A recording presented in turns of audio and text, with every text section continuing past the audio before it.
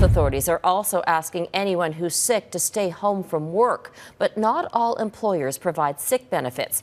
That puts workers in a tough spot when faced with losing pay. As Ross Lord reports, there are calls for new measures to protect employees who are ill and the people they work with. Taking sick days isn't easy for Kim Stewart. She's a real estate agent. Face-to-face contact with customers is crucial, even when she's not feeling well. And I've gone out there wrapped up in a scarf.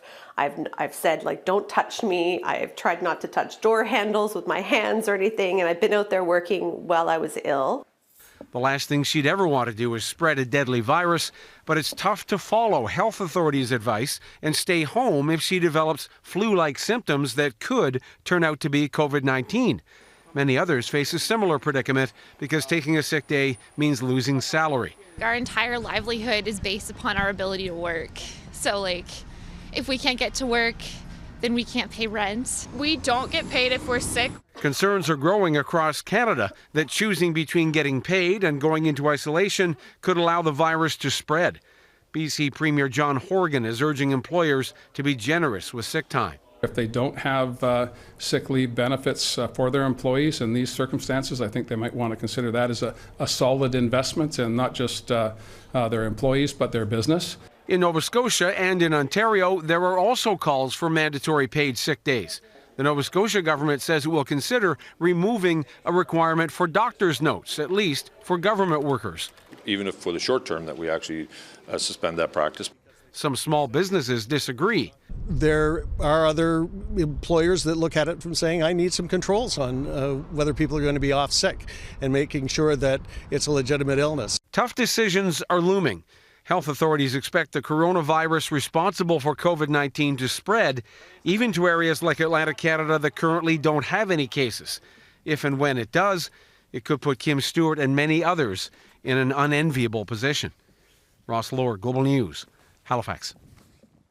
Italy's government is putting Milan and several regions nearby into lockdown in a bid to contain the outbreak. Starting today, nobody can enter or exit those areas.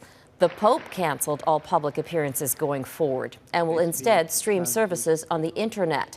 Also today, the leader of Italy's Democratic Party confirmed he has COVID-19 via Facebook. There has been a big jump in cases in Italy, which continues to record the highest deaths per day in the world.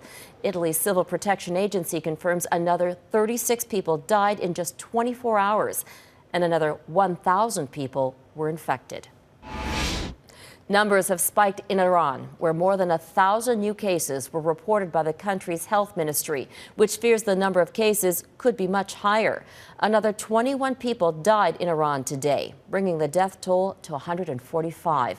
One of those deaths was a conservative MP. It's another sign the virus is spreading within state institutions.